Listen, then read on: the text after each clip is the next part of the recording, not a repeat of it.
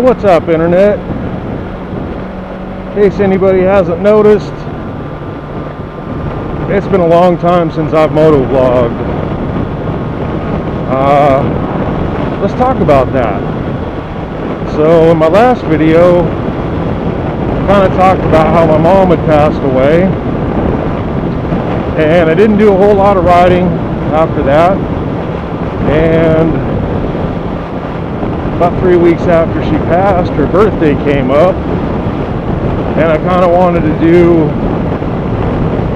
like a memorial ride for her. The problem is, I decided to do that after dark, and I've never ridden after dark, and I made a bad choice. I decided for my very first nighttime ride to go out to Batista Canyon. And you know, getting there is about 7 miles or so from my house, and that wasn't a big deal. But there's city lights all over. And as soon as I turned off on the road to Batista Canyon, it was like somebody had cut out the lights on me. And having absolutely no night riding experience, hadn't really thought about how crappy headlights are on motorcycles. Didn't account for the fact that mine's kind of pointing straight down at the ground, and I forgot to kick on my brights. Not to mention, I'm sitting there thinking about my mom on her birthday after her passing, and I'm distracted as hell. So what do all these things add up to? What they added up to was the very first turn in Batista Canyon, which quite frankly isn't that sharp of a turn or anything special. I think I was doing about 50. And by the time I saw the turn, it was way too late. I knew I wasn't going to make it. So, you make that split-second decision. What do you do? Instead of trying to over-brake and make the turn, the only thing my headlight did pick up was the fact that I was looking at pillowy, soft, riverbed type sand. I decided, what the hell, just a little bit of braking and go straight into it. Knew I was going to crash, but I figured that would be the best crash. So I made a decision and I lived with it, and I lived.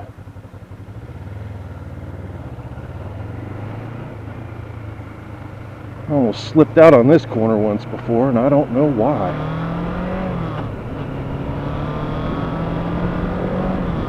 So all this happens about 8 o'clock at night, back in mid-October. And of course, there's no traffic out in that place. So what happens is, as soon as I hit that dirt, my bike just stuck, and it pretty much threw me off like a bucking bronco, and it launched me probably 15-20 feet, something like that. Not up in the air, but laterally. And I came down,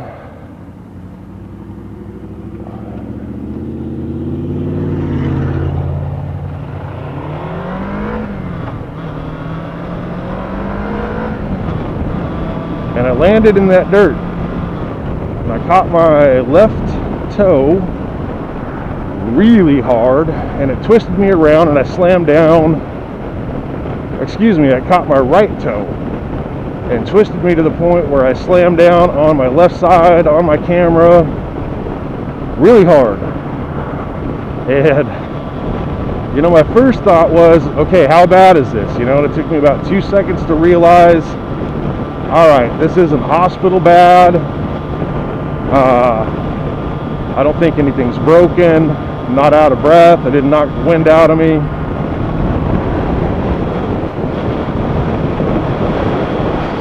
So I crawled back to my motorcycle because my leg is jacked up, my ankle and my knee. And I got some good boots, but it still got me. So it took me about 10 minutes to pick my bike up. and I pretty much just rode home. Everything's fine. I mean, I just got a scratch right over here, and that was it. But after about, I'd say literally 5 seconds of realizing I wasn't dead and I wasn't too messed up, my first thought was, hot damn, I got my first crash on camera, and all I wanted to do was just get home and post it. Unfortunately, the SD card I had in there was not formatted.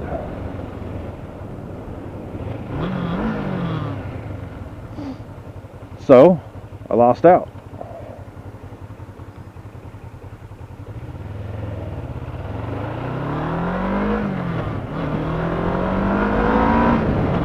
Maybe more importantly, you guys lost out.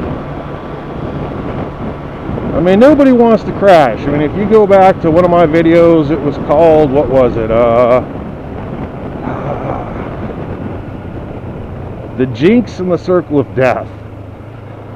I was sitting there talking about how safe I felt on a motorcycle, and then that guy pulled out in front of me. Well, it happens all the time on bikes. But, oh, itchy nose. I was pretty excited to put that film up on YouTube, and I'm bummed it's lost. So that was October, middle of October. Didn't ride my bike until yesterday. You know, I don't even know what the date is today. I think it's like the 12th or 13th of December. Well, first, I did not ride because I was hurt. And I knew that if I pulled up to a stop sign, you know, there's always that risk of dropping the bike if I had to put put my right leg down. Had to give a rev bomb to that kid. He asked for it.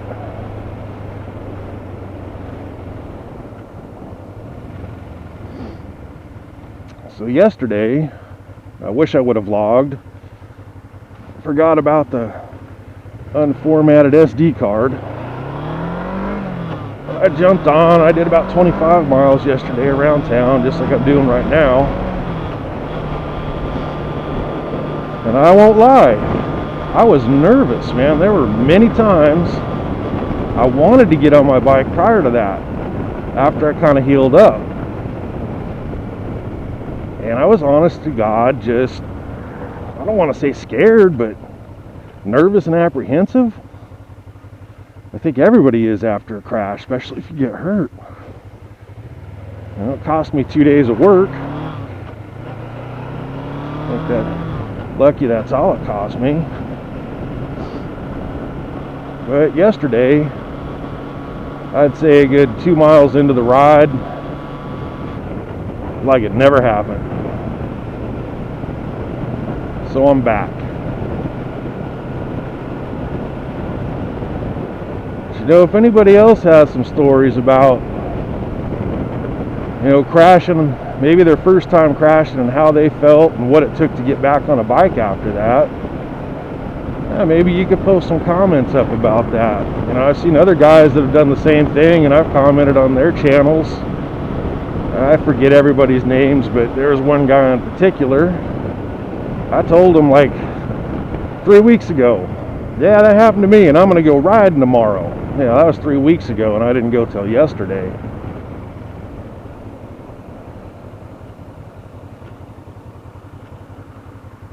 I think everybody gets a little gun shy after an accident.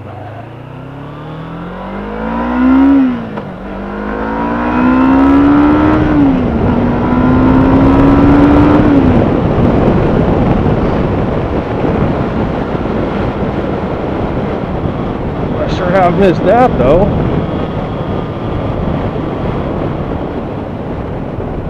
But let that be a lesson to you. I did something absolutely stupid, all my fault, completely avoidable, and that was, I don't know, how would you sum that up? Not necessarily riding above my ability, but maybe so. shouldn't have been riding at night. I mean, first off, I'm still on a permit, shouldn't be riding at night. But I thought, what the hell, you know? It's Batista Canyon, I'm going to get away with it. And I did, but I didn't.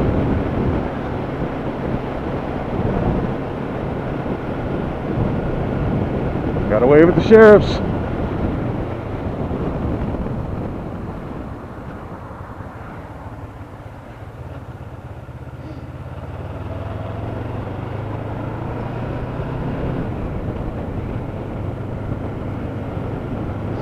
So yeah, basically, if any of you are out there like me and you know you're kind of new, I mean, I started riding August 2nd, August 3rd, something like that. And here we are, December 12th, 13th, I don't even know. And I've been off the bike for almost solid 2 months. It's probably my 2-month anniversary of getting back on.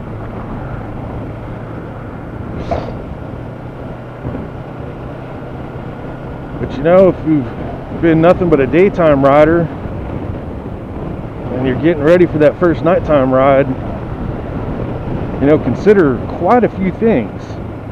You know, how good are my headlights?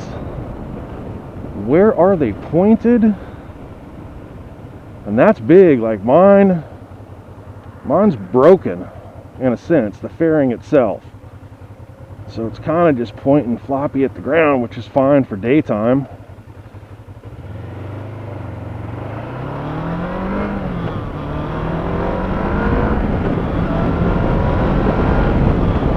There's a lot to consider when you go for that first nighttime ride. And I can't speak of freeways, never done that either, but I'm sure that's the same thing.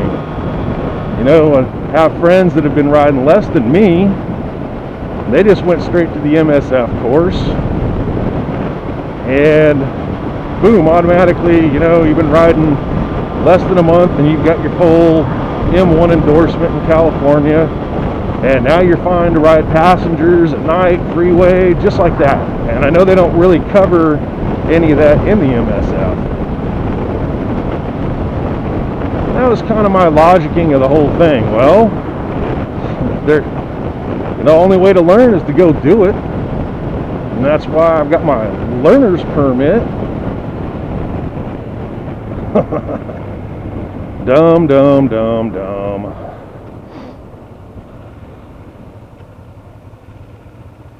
Oh, nice and slow.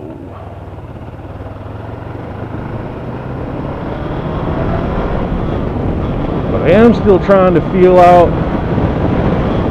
my bike again here. You know, that was a 50-mile-an-hour crash where I might have scrubbed off 510, so let's call it 40, but I went 40 to 0 pretty instant. And everything on my bike seems just fine. I mean, I washed it, looked at it. I think I did a little bit of, maybe I did some chain maintenance on it. Fluids are good. Tires seem okay. But it's like right now, this is kind of one of them roads that does this to your bike. It makes me think, uh-oh, are my tires underinflated? Is something going on? Kind of sketches you out after a crash. So old Mo Mosh Pit, he's been humbled a little bit, and that's probably good. I think you're supposed to be a little bit afraid on these things. I was starting to get a little too confident for a while. Oh, and that accident could have been so much worse. Like literally, my knee and ankle got hurt pretty good. My ankle still hurts. But other than that, like I literally didn't have a scratch, a bruise, nothing. Like my knee didn't even turn yellow.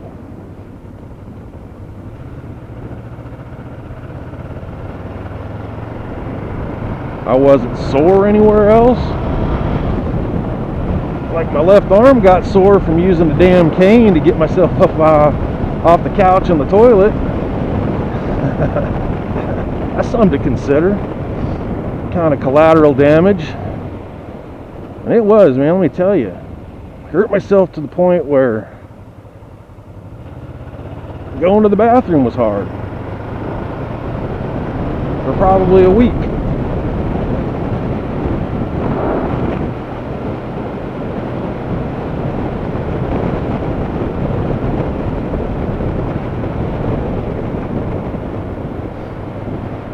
As of now, I think I'm steering clear of Batista Canyon for a while. Call me a chicken. But I did lose 2 months after riding only just over 2 months. So I feel like I'm kind of starting over again. And I really got to get used to, I don't know, if my bike feels right. I think it does. We got a new stop sign.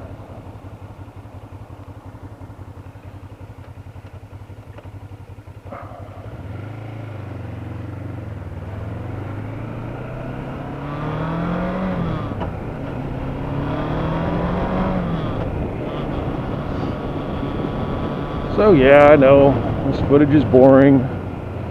Where am I? No Bancroft. It's like the same ride I always make.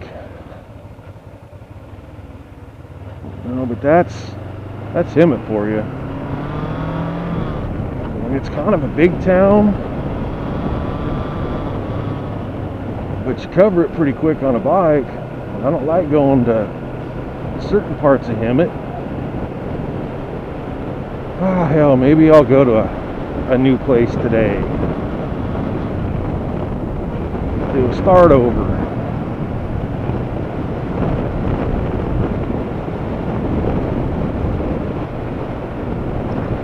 Well, I think I've covered my crash well enough. If anybody, like I said, got any comments on your first crash, your fourth crash, and what it took to get back on, how you felt about it, were you scared, were you nervous, did you not give a shit, let me know. Those are the kind of things that help other people too. You know, it's not just for me, it's for everybody. It's for our motorcycle community.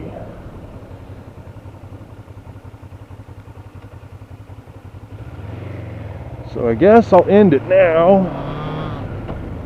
That's going to be hard as hell because turning my camera on and off. I still got that thing packed full of riverbed sand.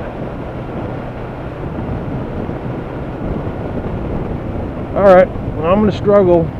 See if I can turn this off. Anyway, I hope to see you guys next time. Later, y'all.